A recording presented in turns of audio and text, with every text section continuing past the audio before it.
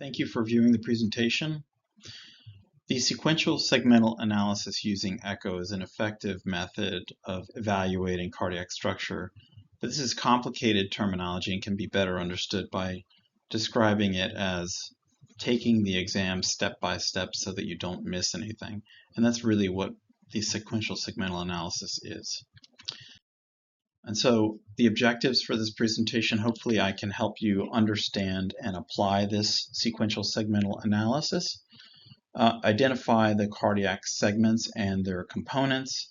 We're going to review variations in cardiac connections.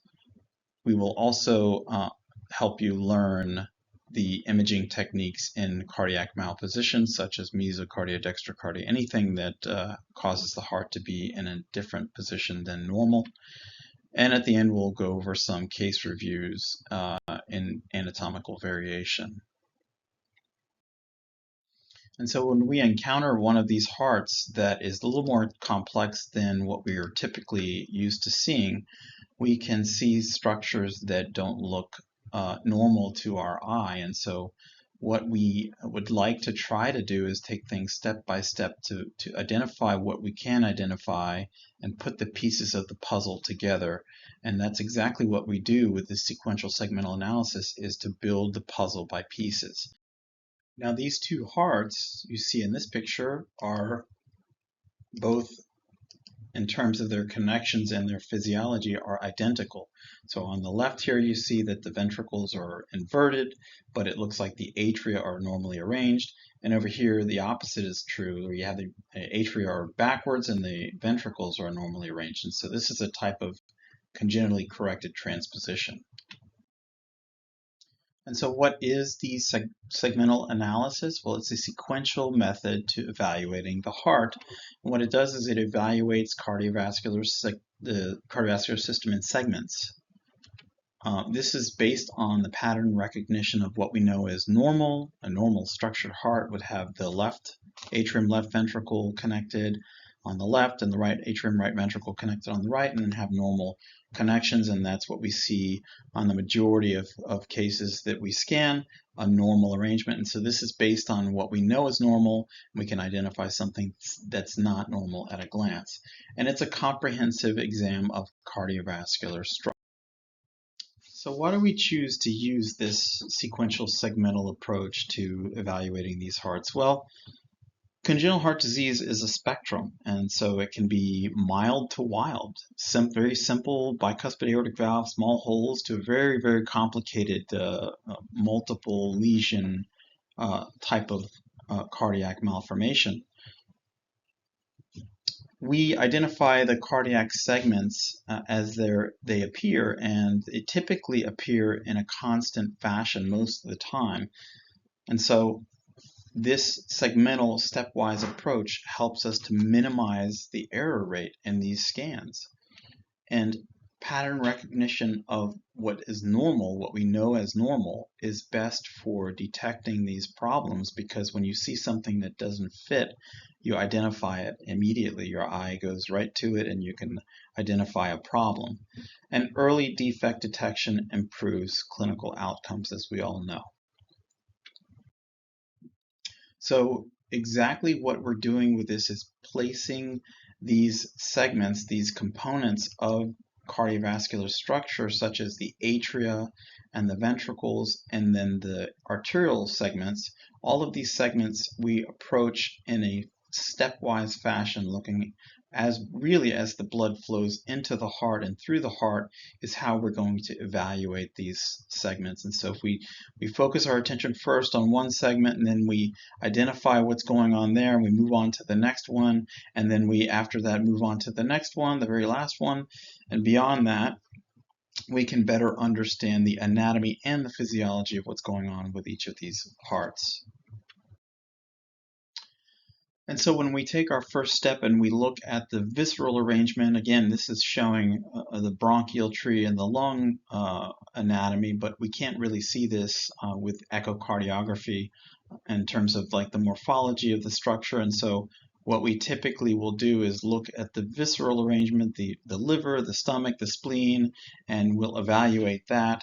And then we move on to the veno-atrial connections and the atrial anatomy, and then we put that together with the ventricular connection. We can make our assessment on what we see collectively with that particular heart, and then make a diagnosis based on what we're seeing with the echo. And this is a nice long sweep showing this double inlet type ventricle with a very small left atrioventricular valve, but both of these inlets are in this mainly single ventricle, and there is left levotransposition of the great arteries with pulmonary atresia. So by taking things step by step, you can put the puzzle together and make a definitive diagnosis on what is going on with the. Now, our echo technique in the segmental approach is to invert the apical and subcostal images in the baby, and this is to maintain the anatomically correct display of the heart on the screen. And remember that probe rotations are clockwise, and this also helps to maintain left-right orientation. And so in this diagram here, you can see the baby facing us. We have the baby on its back, and we have the transducer placed on the subcostal view, and the marker, the little black arrow, points to the left of the baby, and that's the normal orientation of the marker when you're scanning the subcostal view. Well, if you think about how the image is displayed on the screen, you can make out what left and right is based on the position of the marker being on that side. And so we can see down here the orientation marker in this area, which is depicted by this little red circle, is consistent with the placement on the baby's abdomen, and we can tell that the apex of this baby's heart, this is the plane of the diaphragm, the apex is pointed to the left, and so this shows us that this is levocardia, just based on this standardized way of scanning the subcostal view in pediatrics. Now we also have to talk about the placement of the probe and the technique in babies that have a heart that is not in the typical position. And so here on the left side, you can see a normal levocardia heart with the mass of the heart and the apex on the left. And on this right panel, you can see that the heart is clearly in a dextrocardia position with the apex pointed rightward. And then things are inverted in terms of the venous and the arterial anatomy as well. So the important part is the index marker on the probe is placed in a standard position where you have the probe placed on the left parasternal window, and the marker is pointed at the right shoulder or at about 11 o'clock. And so that's a parasternal long axis view. Same thing with the dextrocardia heart. You're going to have that index marker pointed at the base of the heart as shown here toward the vessels, and in this case it's going to be opposite. You're going to have it on the right parasternal window, and you're going to have the marker pointed around 1 o'clock. This is where it gets important in terms of understanding how to orient yourself in this case. The rotation for short axis and the levocardia heart and left parasternal view, you're going to rotate in the standard way, clockwise. The marker is going to be at around 1 o'clock, the left shoulder here. You're also going to rotate clockwise 90 degrees for this dextrocardia heart, and the index marker for this case is going to end up right around 4 or 5 o'clock. Now for apical imaging, for left apical imaging, the standard way, the marker is pointed to the baby's left, and you have the index, the image inverted, and you're at the fifth intercostal space, the point of maximal impulse. You're just going to take that transducer and move it over to the right apical position, keeping that marker pointed to the baby's left. The same orientation, just moving the probe from what would be the left side to that right apical position. And so this is a parasternal long axis view, and a standard, it could be a normal patient with a levocardia heart, and so we'll just say that that rotation 90 degrees will give you this image. It's a short axis standard image and parasternal view for a normal heart. And so moving to the apical view, again, we have things oriented inverted. We have the left side of the heart here, the right side of the heart here, and that marker is pointed to the baby's left. We're going to rotate clockwise, and this will give us this two-chamber view, where this right side of the screen here that marker is pointed to the left, is pointed down toward the diaphragm, and that is the inferior wall, and this is the anterior wall. And so this is how we would orient our two-chamber view in pediatrics. Some definitions and terms that you will hear in pediatrics in regard to describing anatomy. Specifically, the ones that you most commonly will hear is situs and solidus, and sometimes morphology, concordant and discordant. And we'll go over some of these a little later in the presentation, but some of them definitely can help you understand more complicated anatomy, such as ambiguous heterotaxy, inversus, and isomerism. And so now we start in the atrial segment, and so here is a anatomical specimen with the sort of a coronal cut through this heart. You're showing the atria here. Here's the right atrium and the left atrium, and you can see the difference in the features in the atria. So the left atrium is nice, smooth walled. You can see the pulmonary veins coming into the back here, but there aren't any rough trabeculations within the left atrium versus over here in the right atrium. You can see some pectinate muscles, very coarsely trabeculated, but what you need to identify is something that will help you to identify this as a right atrium is this terminal crest, and that is one of the features that we look for, one of the landmarks that we see when we're doing the echo to help us identify that as a true right atrium, because we can't always see these trabeculations on the echo very clearly. This is a three-dimensional picture of an anatomic specimen. You can see this stuff. You can't see how smooth the left atrium is. You can definitely see this structure that identifies this right atrium. Looking at a short axis view, you can clearly see a difference between the atrial appendages that help us to identify these atria. And so this is the right atrium with the right atrial appendage, very broad-based opening or os into that atrial appendage. The pectinate muscle, again, is throughout the right atrium, versus over here in the left atrium, you can see a very smooth surface of the left atrium, and the pectinate muscles, the trabeculations are isolated into the actual smaller appendage with a small narrow neck here, and so that is something that you can see in this high short axis view pretty clear in this image. Now for the atrial segment, the veno-atrial connections, the pulmonary veins typically drain to the posterior aspect of the LA, left atrium, and there are usually 4 veins, 2 from each lung, an upper and a lower from each lung. Sometimes you'll see 3 veins on the right. There's a variation. Sometimes you'll see lingular veins joining as well and converging to make a common vein, but typically 4 veins, 2 from each lung. Systemic veins, a single superior vena cava draining to the right atrial roof is a normal appearance. And then the hepatic veins should converge with the IVC, which is a right-sided structure, and drain to the right atrial floor.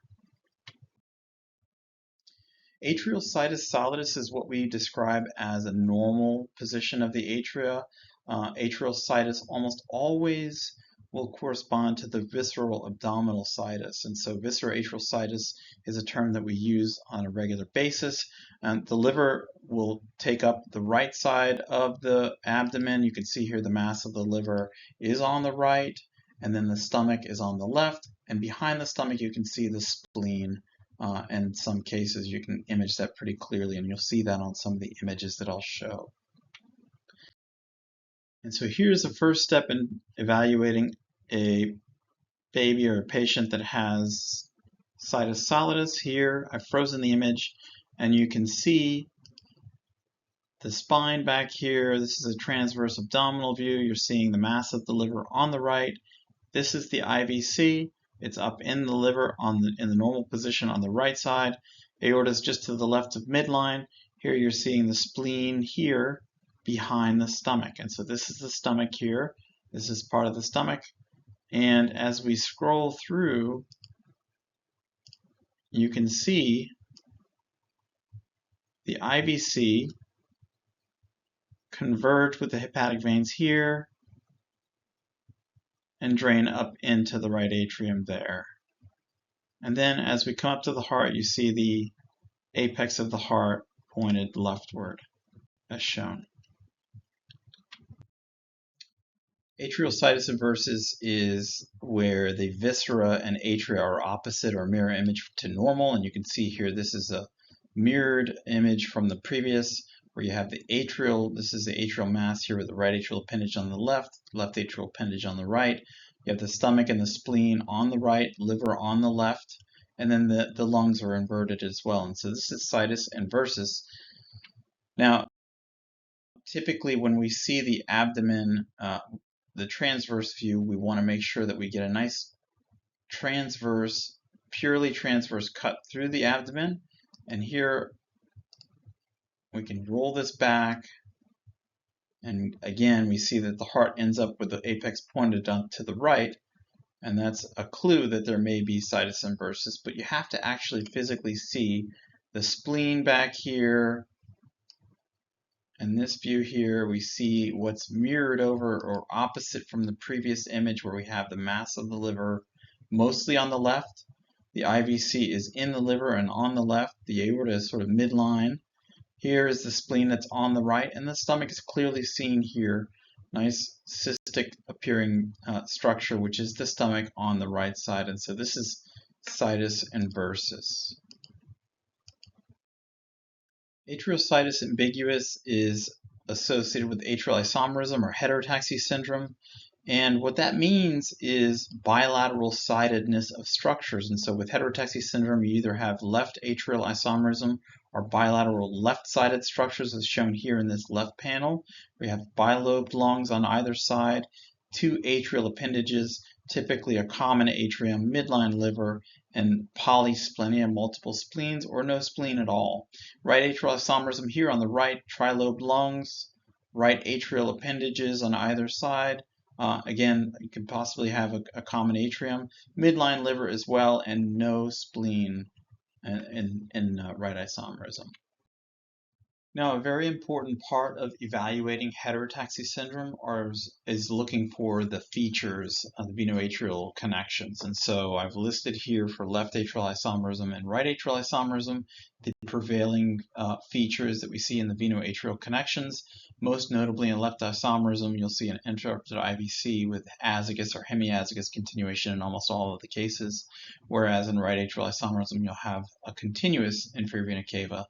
Common atrium is also very popular or common in most of these cases, as well as complete AV septal defect. In some cases, you'll have a normal intact crux of the heart in left isomerism, but almost always will have a type of complete AV septal defect, unbalanced or single ventricle in right atrial isomerism. This is atrial situs ambiguous and heterotaxy syndrome, and here you see a midline liver. You see the stomach bubble. This is what this artifact is. This is comet tail artifact from air, which is in the stomach, and the stomach is on the right. You're seeing what looks like a spleen behind the stomach, but importantly, you see these two vessels here, this double barrel appearance. So you have the aorta here pulsating, but to the right on the screen of this and to the left in the patient is this vessel, which is a dilated hemiazygous vein. And so the hepatic veins converge and drain to the floor of the right atrium or the atrium itself. It could be a common atrium in this case. And this is the hemiazygous vein, which drains to the top of the heart via a left or right SVC.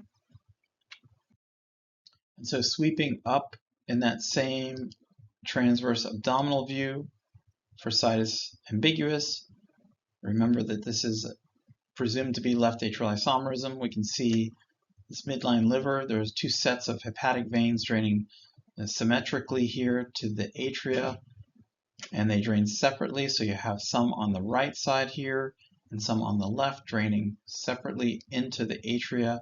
And so you have these right-sided draining to the right atrium and left-sided draining to the left atrium. And it looks like a complete AV septal defect, again with dextrocardia here. Now move on to the atrioventricular connections. And when we talk about the atrioventricular connections, we're talking about the type and mode of connection between the atrium and the ventricle. And so there are different types of AV connection, atrioventricular connections. Concordant is normal, discordant, common, double inlet and single inlet where one of the inlets is absent. So with concordant connections, we have a right atrium that's connected to a right ventricle and a left atrium that's connected to a left ventricle, where the crux of the heart is intact and you have two separate inlets. And this is concordant, and you can see in this picture normal connections in this concordant configuration. Discordant would mean that the atria are connecting to the opposite ventricle, or the ventricle that they're not supposed to be connected to. And in this case, you have the right atrium connected to a left ventricle, which the left ventricle is on the right, and a left atrium, which is normally positioned to connecting to a right ventricle that's on the left. And so that's a good example of that. You can actually see some apical displacement of this tricuspid valve. Remember that the valve always forms based on the ventricular morphology, and so this will be a tricuspid valve because it belongs to this morphologic right ventricle. And such with that left ventricle, you're going to have a mitral valve here on the right. Common connection is just when you have an atrioventricular septal defect and you have a common atrioventricular valve. This is a common connection where all of the mixing happens here at the crux of the heart, and you have just a common opening of that atrial mass to both ventricles. And then with the single or absent connection, you have tricuspid atresia up here. There's a Fontan in this patient, but you can see that both of these atria connect via one single inlet to this dominant left ventricle. And over here you have a double inlet single ventricle. This happens to be a double inlet left ventricle. And so both of these inlets with separate orifices come into this single ventricle. Now we've talked about the visceroatrial and atrioventricular connections, but we really need to talk about, before we get into the connections and describing concordant or discordant connections, we need to know the ventricular morphology. And so we describe each of the ventricles based on their internal morphology. And the morphology best defines the ventricle by its features within the ventricular chamber itself. And there are ways to identify each of the ventricles. The looping, when we talk about looping, we're talking about the right ventricular position within the heart. Is it on the left or is it on the right? Normal looping is D for dextro, that's a rightward loop, and we describe the spatial position of the ventricles just based on are they on the right or the left in terms of the patient's left or the patient's right. So again, if the right ventricle loops to the right, which in a situation of normal anatomy, that is typically where the right ventricle will loop, it is D-looped.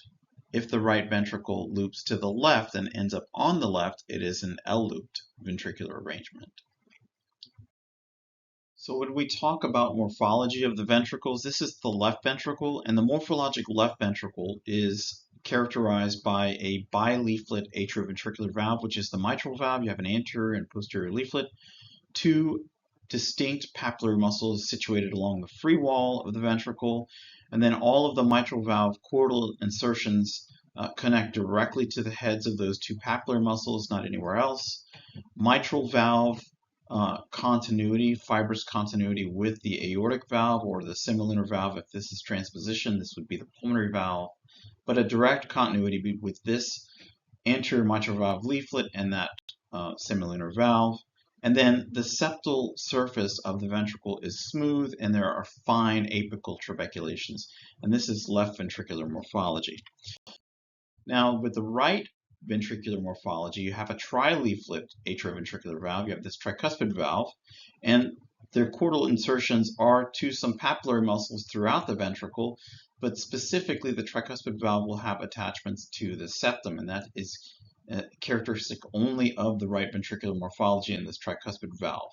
Now there is, again, one of the most identifiable structures in the right ventricle, and that is the moderator band here. And the ventricular chamber itself has very coarse, thick trabeculations throughout, specifically toward the apex. And then there's this one feature that is really key and only found in morphologic right ventricles, and that is the ventriculo-infundibular fold, which is the separation between this tricuspid valve and the semilunar valve that lies in the RV outflow tract or the conus. And so this is that fold of muscle that only signifies a morphologic right ventricle.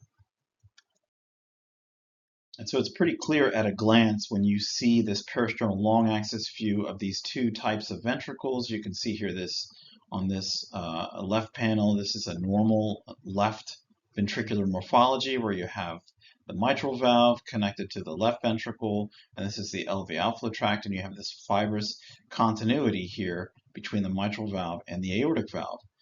Conversely, over here on the right side, you have a morphologic right ventricle, which is now connected to the aorta here. And this valve is a tricuspid valve, and you see the thick, coarse trabeculations within the ventricle, but specifically you see this ventriculo-infundibular fold that separates that aortic valve from the tricuspid valve. And so there is not fibrous continuity between these two valves. And that is something you can see at a glance immediately after you start imaging this view. So when we talk about ventriculo-arterial connections, again, concordant means normal, where the main pulmonary artery, the NPA, arises from the morphologic right ventricle, and the aorta arises from the morphologic left ventricle. And that's irrespective of the location of the ventricles, whether they're L-looped or D-looped. We're just talking about the connection of the ventricle and the artery arising from it.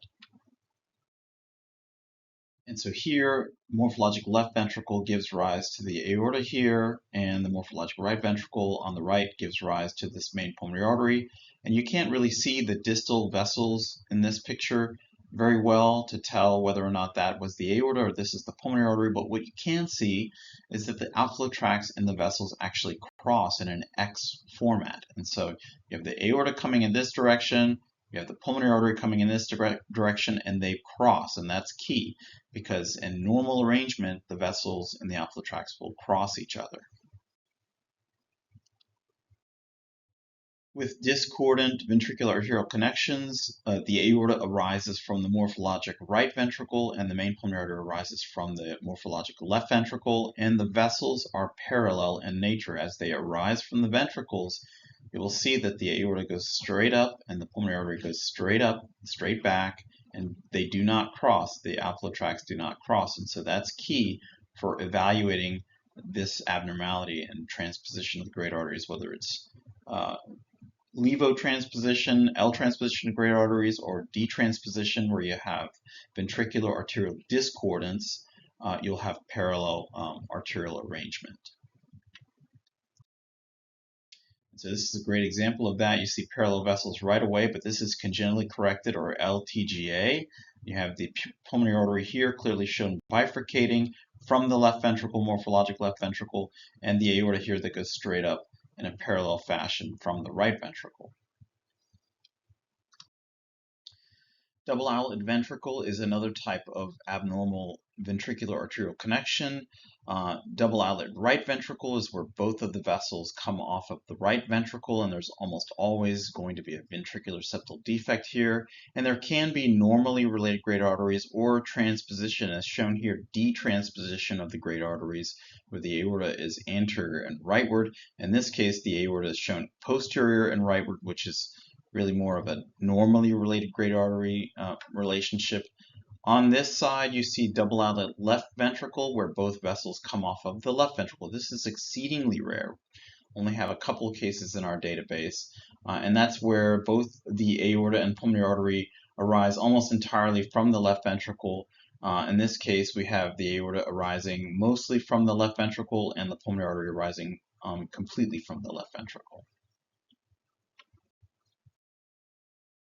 Okay, starting out with double outlet right ventricle, peristernal long axis view here, and we can see both of the outlets. This is the pulmonary artery, that is the aorta, both coming off of the right ventricle. There is mitral aortic discontinuity and a very large subaortic VSD here. Short axis view, You can see both the pulmonary artery here in this space, right there, and the aorta, both coming off of the right ventricle. Again, the plane of the ventricular septum is right here, and there's a very large subaortic VSD. This is double out the left ventricle, another peristernal long axis view, nice long sweep here from the right ventricular inflow view here beginning. There's the aorta, keep sweeping leftward. Here is the pulmonary artery. Both of those vessels come off the left ventricle. Another short axis of that same case. Plane of the ventricular septum is here. And you see both outlets, the aorta and the pulmonary artery, both coming off of that left ventricle. Really interesting case. So the arterial segment is described as where the aorta is in relation to the pulmonary artery. And this is key because in the ventricular arrangement, we were talking about the right ventricle, and the looping was described as where the right ventricle ends up at the end of looping, so dextro or levo. Well, this is where the position of the aorta is in relation to the pulmonary artery. So normally, the aorta is located posterior to the right of the main pulmonary artery, of course coming from the left ventricle. And in D transposition is when the aorta is to the right of the pulmonary artery, and L transposition, as you would understand, is when the aorta arises on the left of the pulmonary artery. Also remember that in transposition, the great arteries are always going to be parallel, and the aorta is usually going to be the most anterior vessel. Sometimes you'll see side-by-side great artery relationship with transposition, either D transposition or L transposition. But usually you will have the aorta at least slightly more anterior than the pulmonary artery. This is a subcostal coronal view in two different patients, one with D transposition and one with L transposition here on the right.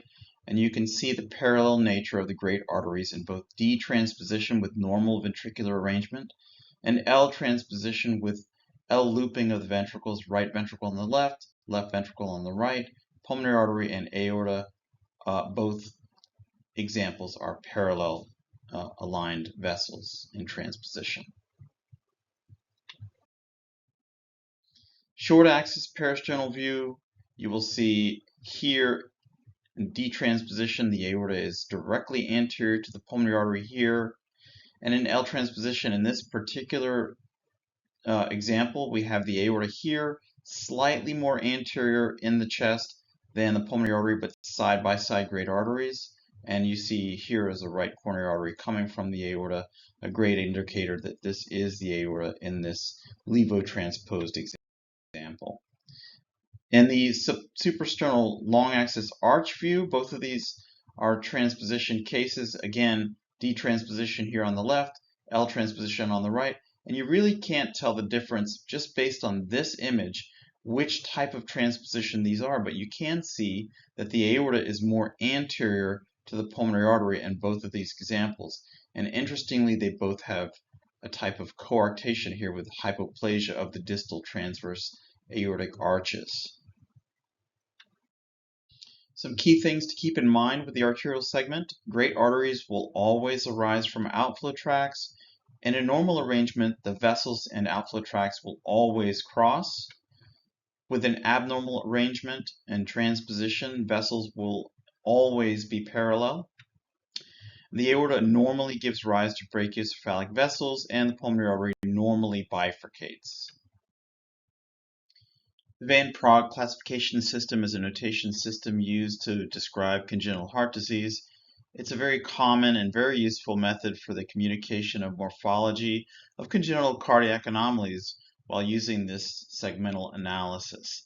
The system uses a three-part notation that describes the heart major segments, and we can see that the viscera-atrial segment is described in three different ways. We see situs solatus, which is normal, situs inversus or inverted visceratrial situs, and then situs ambiguous, which is associated with heterotaxy syndrome. For the ventricular segment is the middle letter, and that can be either D for D-looped ventricles or L for L-looped ventricles. And for the third letter in the notation, We have four different positions. We can have situs solidus, which is normal for the arterial relationship. We can have an inverted arterial relationship. We can have either D transposed or malposed or L transposed or malposed arterial relationships. And so normal would be SDS or situs solidus with D-looped ventricles and a solidus position of the great arteries.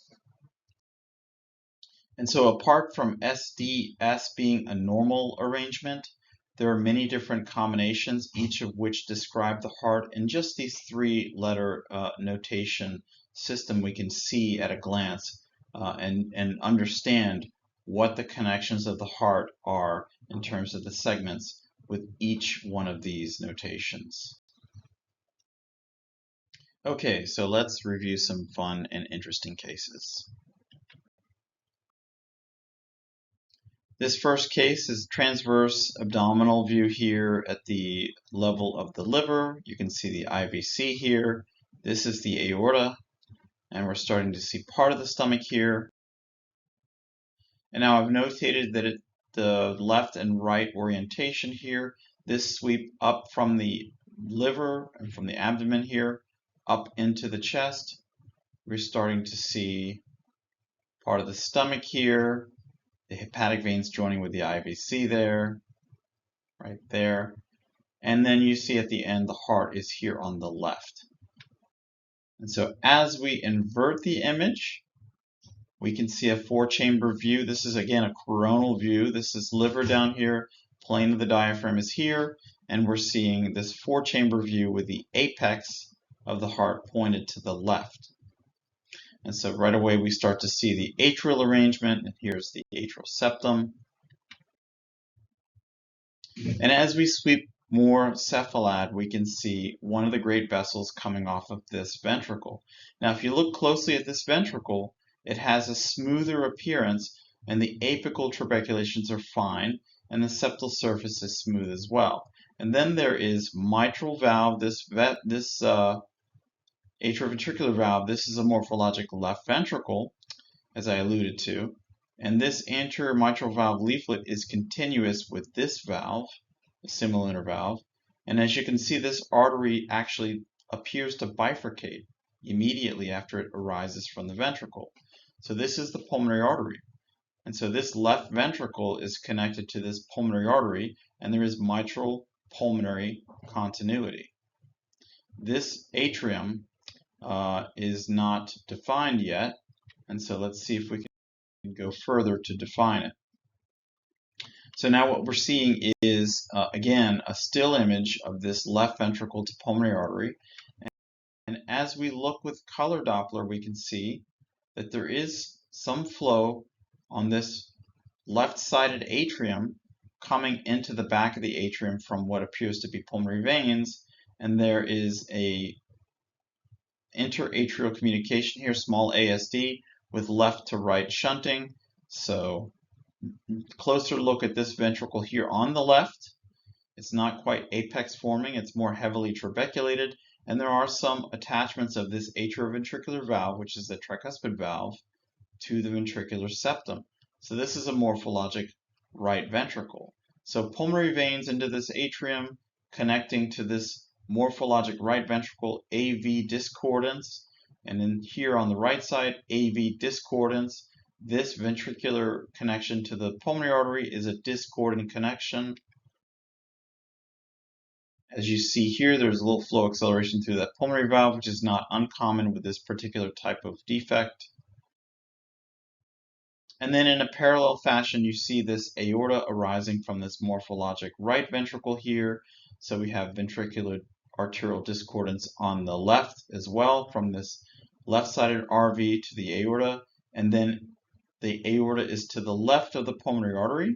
And so this is L transposition, so situs solidus of the atria, L looping of the ventricles, and L transposition of the great arteries. Here is a nice four-chamber view. Again, it's pretty obvious to see that the morphologic left ventricle is on the right, and that is connected to the morphologic right atrium, so AV discordance. This is the morphologic left atrium, which receives the pulmonary veins here, you can see. And then there's a little bit of apical displacement of this tricuspid valve. And so this is a type of mild Ebstein's anomaly of that tricuspid valve into this morphologic right ventricle. And you can see some muscular ventricular septal defects here as well. Now up to a peristernal short axis view. This is left and right. We have the morphologic left ventricle in a short axis format on the right. Two papillary muscles here along the free wall of that left ventricle. And here's the plane of the ventricular septum. And again, a D-shaped, typical shape of a normal right ventricular morphology. And you can see part of the moderator band kind of showing up here, some trabeculations within that right ventricular chamber. A little more of a cephalad sweep up toward the base of the heart. We start to see the great arteries, atrioventricular valves, mitral valve here on the right, tricuspid valve here on the left, and this left-sided morphologic right ventricle. And this right ventricle actually gives rise to this outflow tract, which then becomes the aorta, and it's more anterior to the pulmonary artery, which is posterior, here arising from that morphologic left ventricle. A little more of a cephalad sweep here. You can see the arrangement of the aorta slightly more anterior to the pulmonary artery here. And this coronary artery coursing this way is coursing rightward, but it's the morphologic left coronary artery that goes and feeds the morphologic left ventricle on the right here. And so this should bifurcate into a left anterior descending and a left circumflex artery. I think the anterior descending is going this way, and then this is the circumflex that runs in this AV groove here. But again, pulmonary artery is more posterior and leftward, or rightward to the leftward aorta here.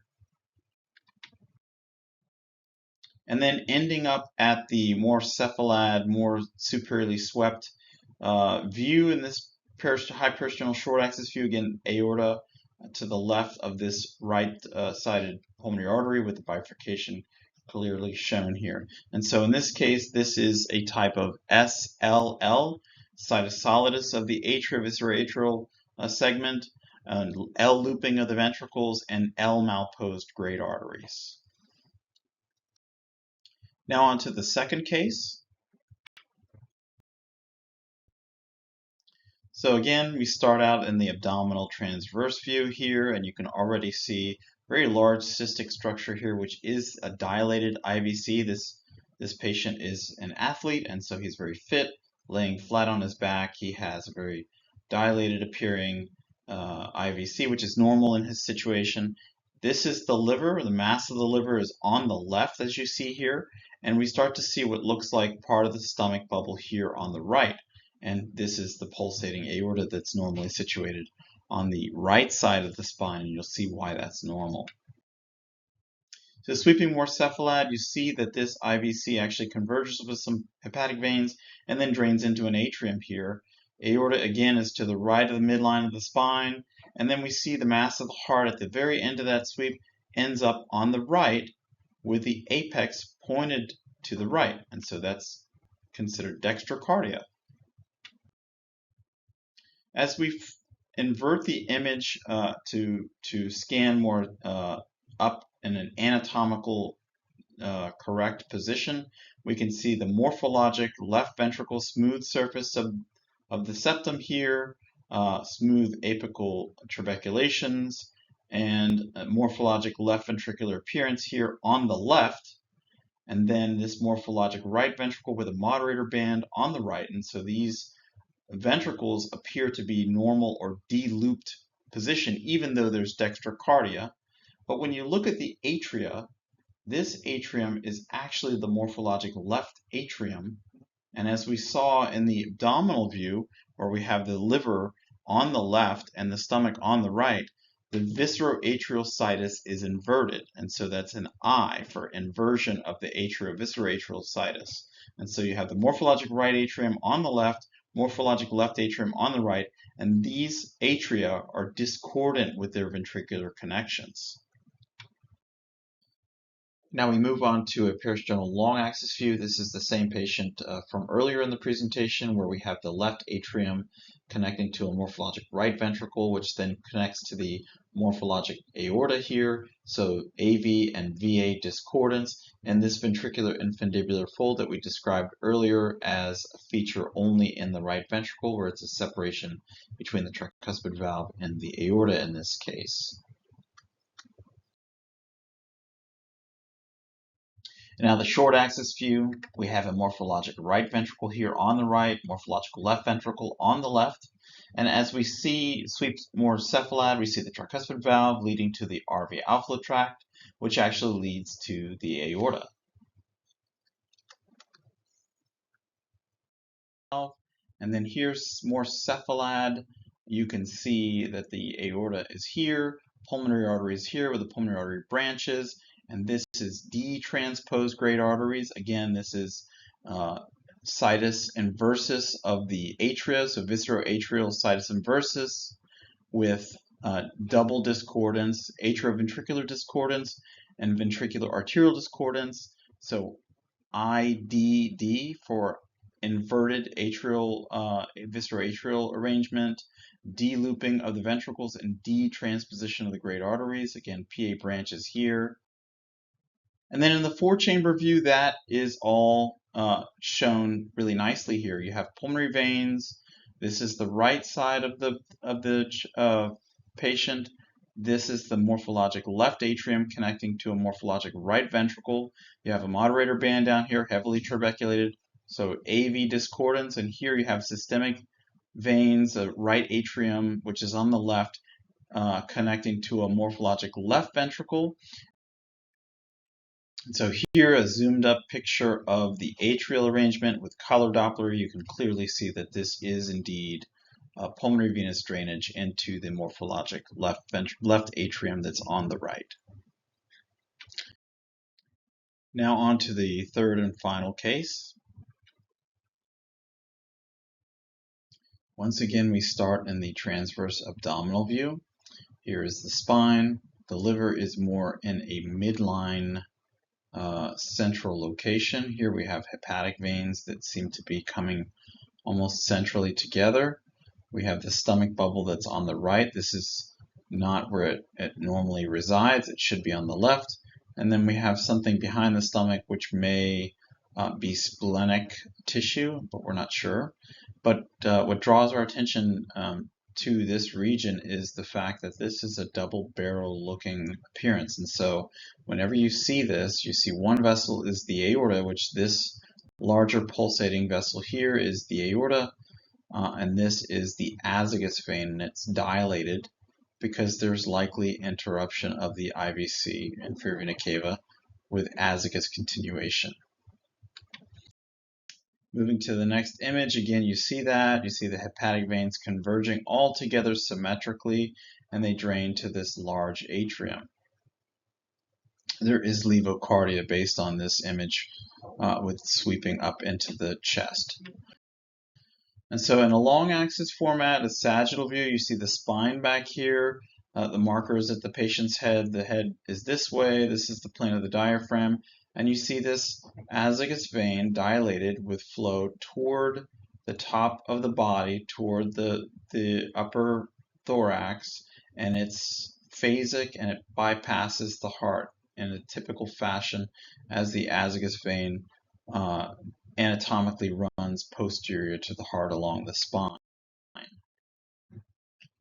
So here we're sweeping up and we see that there is a large common atrium. There is not an atrial septum here. We see what looks like pulmonary veins coming back to this common atrium. And then at the end of this sweep, pulmonary veins there, you see this single superior vena cava coming to the right side of that common atrium. At the same time, in the beginning of the sweep, you see the hepatic veins converging to join directly to the floor of that common atrium there. And so there's a single common connection at the end of this sweep. And you can see there's a common valve to two ventricles, a large inlet ventricular septal defect. This is a color compare image showing the SVC joining the common atrium here, but what you need to